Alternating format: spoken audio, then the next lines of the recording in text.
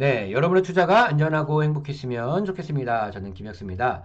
네, 오늘은 이제 원화 스테이블 코인 도대체 이게 뭐길래 이렇게 사람들이 난리법석인 거야? 라는 궁금증들이 있으시잖아요. 그래서 요거에 대한 좀 명확한 좀 어떠한 호재거리가 있고 뭘 기대해야 되는지 그거에 대해서 좀 풀어보는 시간을 좀 가져보도록 하겠습니다.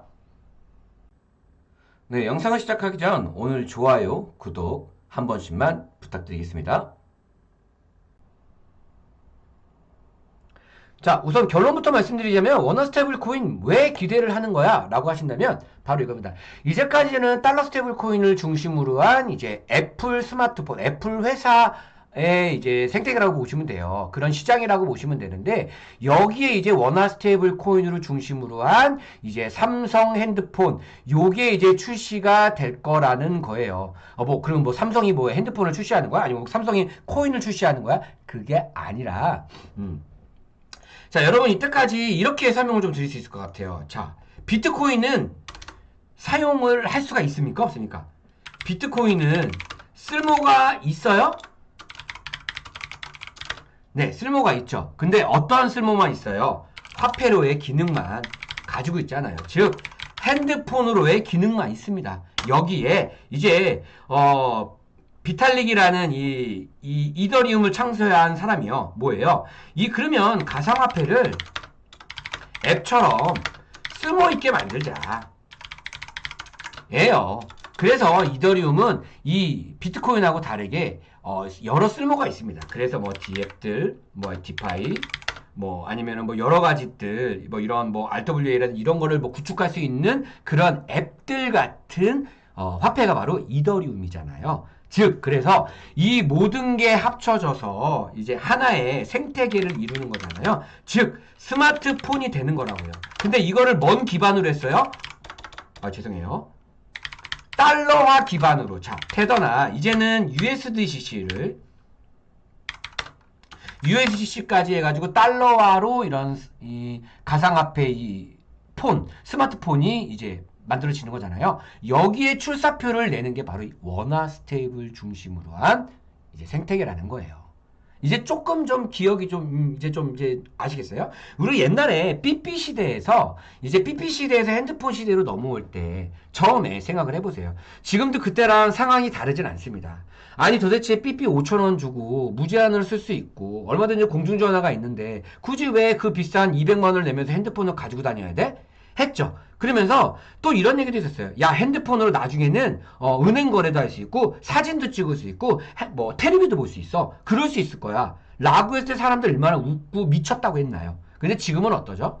핸드폰으로 모든 것을 할 수 있는 시대가 됐잖아요. 즉 가상화폐로 모든 것을 할 수 있는 시대가 곧 다가오는 거예요. 무엇을 중심으로? 스테이블 코인으로. 자, 내가 무언가를 사고 무언가를 받기 위해서는 화폐가 필요하고 그 화폐가 이제는 기축통화를 넘고 신용카드를 넘어서 코인으로 대체되고 있는 시대잖아요. 즉 그래서 코인으로 모든 걸 할 수 있습니다. 자, 여러분 이런 거예요. 여러분 부동산 계약을 할 때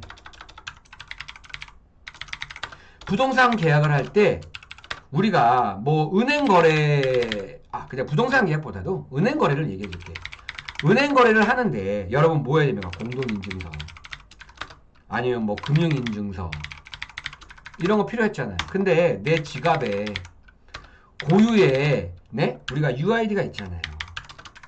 아니면 뭐 홍채 인식이라든지 홍채 뭐 이런 걸로 인증으로요. 이런 게 되어 있다면 굳이 이런 공동인증서, 금융인증서가 필요 있나요? 그리고 우리가 이체하거나 그럴 때 시간이 굉장히 단축되겠죠.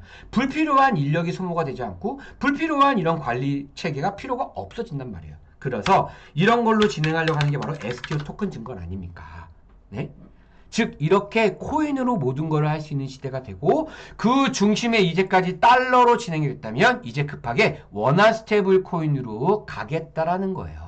그 근거는 뭔가요? 이 출시를 할 수 있는 그 자신감은 뭐예요? 자, 코인베이스는 이제 미국의 업비트라고 보시면 돼요. 이 코인베이스 다음으로 업비트와 빗썸의 영향력이 굉장히 세계적으로 막강합니다. 자, 그렇지 않은지 한번 볼까요? 자, 거래소 한번 볼게요. 자, 바이낸스, 바이비트, 코인베이스, 업비트 당당히 5위가 아니라 4위에 기록되어 있습니다. 자, 빗썸은 얼마인가요? 빗썸은 19, 17에서 19위로 떨어졌네요. 자, 거래량 보세요, 고객님. 고객님들, 투자자님들, 자, 보세요. 거래량 어떤가요? 굉장하죠? 이거 두 개를 합쳐봐요. 그러면 거의 바이비트 맞먹지 않습니까? 바이비트 너무 압도적이고요. 네. 이렇게 실질적으로 국내 거래소들은요, 거래량을 따졌을 때 세계 2위에 육박하는 영향력을 가지고 있습니다. 그래서 원화 스테이블 코인으로 자신있게 출시하겠다는 거예요. 아셨어요? 그 다음에는 우리나라의 높은 기술력, 그리고 또 우수한 인재들 아니겠습니까? 우리나라는 정말 높은 기술력을 가지고 있고 우수한 인재들을 가지고 있단 말이에요. 자, 애플이 하고 나서 우리나라 핸드폰 굉장히 늦게 출시하지 않았습니까? 근데 세계의 양대 산맥을 가르는 안드로이드 폰, 삼성 기억해 보시라고요. 그리고 우리나라는 모방을 넘어서 재창조를 이룰 수 있는 능력이 있는 나라란 말이다. 우리는. 어떠한 것은 다 우리는 후진 기술로 시작해서 다 원조를 따라잡은 나라예요. 우리나라는.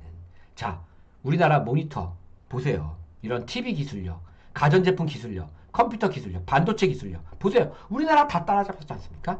코인도 마찬가지로 그렇게 충분히 발행하고 또 이끌어갈 수 있는 능력이 충분하게 있는 나라입니다. 네. 그러면 구체적으로 정부는 어떻게 이제 운영을 하려고 하는지 한번 볼게요. 우선은 새 정부에서 일단 현물 ETF로 먼저 연내 상장을 하려고 준비를 하고 있고요. 왜? 투자금을 얻어야 되니까요. 자, 자산들이 흩어져 있던 자산들이 가상화폐로 올라와야 시장이 확대되고 시장이 확대되면 이 가상화폐 이 사업이 발전할 거 아닙니까? 그러면 가상자산 사업이 발생하면 당연하게 거래소에 대한 위상들이 올라갈 거고 그러면 한국에 대한 글로벌에서 한국의 위상에 있는 가상자산의 이 위상은 올라갈 수밖에 없겠죠. 그래서 제일 먼저 돈을 끌어당기는 기업과 기관들과 개인 투자자들이 안전하게 투자할 수 있는 ETF 상품을 빨리 출시하겠다는 거예요. 그러면 이거에 있어서 뭘 더 해야 될까요? 가상자산 이용자 보호가 우선적으로 이루어져야겠죠. 그래서 제일 먼저 세정부에서 하려고 하는 게 뭐예요? 디지털 가산 기본법을 빨리 법률 제정 출시를 하겠다는 겁니다. 그래서 투자자를 보호하고 안전하게 투자할 수 있는 상황을 마련하겠다는 거예요.